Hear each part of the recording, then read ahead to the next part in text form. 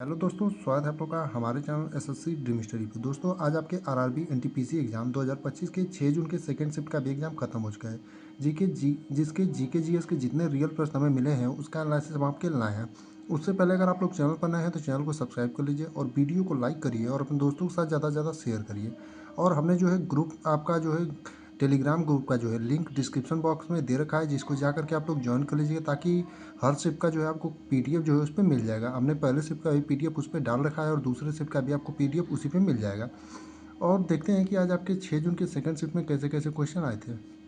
तो पहला प्रश्न पूछा था, दिल्ली की मुख्यमंत्री कौन और कहाँ से चुनाव जीती है। यानी कि जो आपकी दिल्ली के हाल ही में मुख्यमंत्री बनी है वो कौन है और कहाँ से चुनाव जीती हैं, ये क्वेश्चन आपका पूछा था।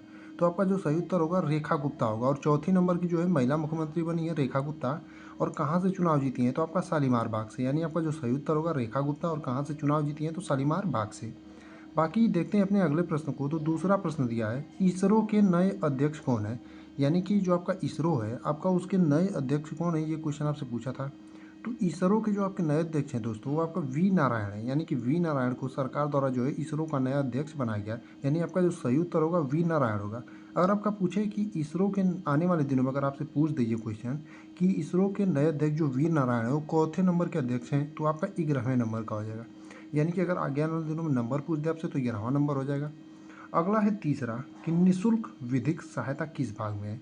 यानी कि जो आपका निशुल्क विधिक सहायता है वो संविधान के किस भाग में है, ये भी क्वेश्चन आपका पूछा था।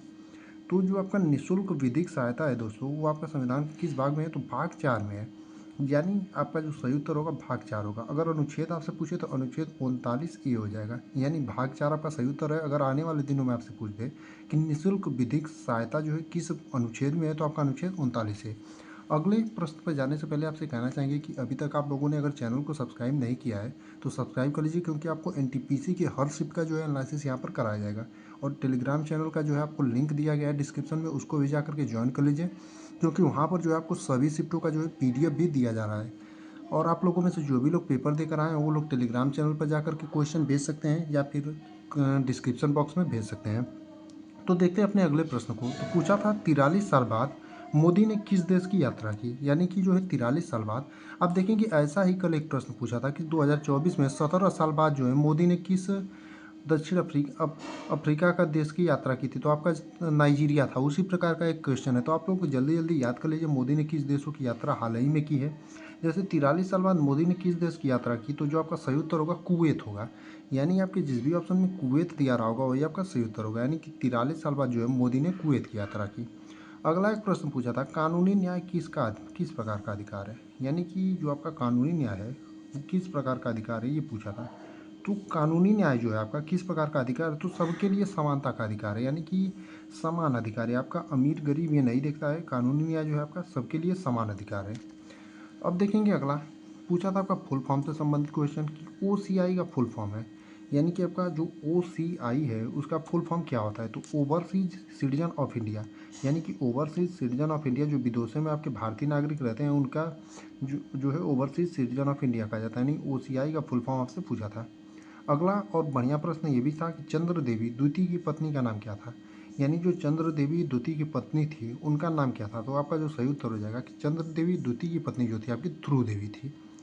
अब देखेंगे अगला यानी 8वां प्रश्न। तो आपका दिया था थार रेगिस्तान किसके पास नहीं है। तो ये जो क्वेश्चन है ये ऑप्शन से होगा। अब आप लोग कमेंट में ऑप्शन बताइएगा कि ये जो क्वेश्चन था क्या एग्जैक्ट यही क्वेश्चन था, और इसके अगर यही क्वेश्चन था तो इसके ऑप्शन क्या क्या दिए थे, क्योंकि ये बाई ऑप्शन होने वाला क्वेश्चन है। अगला एक क्वेश्चन आपका पूछा था स्वदेशी आंदोलन कब चला गया था। यानी आपका जो स्वदेशी आंदोलन है वो कब चला गया था, ये क्वेश्चन आपसे पूछा था। तो जो आपका स्वदेशी आंदोलन है वो आपका 7 अगस्त 1905 को चला गया था। यानी कि आपका स्वदेशी आंदोलन जो है 7 अगस्त 1905 को चला गया था। एक क्वेश्चन आपका ये था 1992 में पंचायत से कौन भाग को हटा दिया गया था। अब ये जो है एग्जैक्ट क्वेश्चन क्या था इसे भी आप लोग जो है कमेंट में जरूर बताइएगा कि 1992 में पंचायत से कौन भाग को हटा दिया गया था, यही था या फिर कुछ डिफरेंट था, क्योंकि ये भी एग्जैक्ट क्वेश्चन नहीं मिल पाया। एक क्वेश्चन आपका जैविक खेती से संबंधित था। अब ये भी जो है एग्जैक्ट क्वेश्चन नहीं मिल पाया कि जैविक संबंधित खेती से संबंधित आपका क्वेश्चन क्या था। बाकी इतने ही प्रश्न जो है हमें सेकंड शिफ्ट के मिल पाए थे जिनका एनालिसिस हमने आपको करा दिया है। बाकी सभी प्रश्नों का आपको कुछ देर में जो है टेलीग्राम चैनल पर जो है पीडीएफ मिल जाएगा। तो आप लोग जो है डिस्क्रिप्शन बॉक्स में जा करके टेलीग्राम चैनल को ज्वाइन कर लीजिए। और जो भी लोग पेपर देकर आए हैं वो लोग जो है कमेंट में क्वेश्चनों को या फिर टेलीग्राम चैनल पर भेजें ताकि आगे आने वाले दिनों में जिनका भी पेपर है उनके लिए क्वेश्चन हेल्पफुल साबित हो।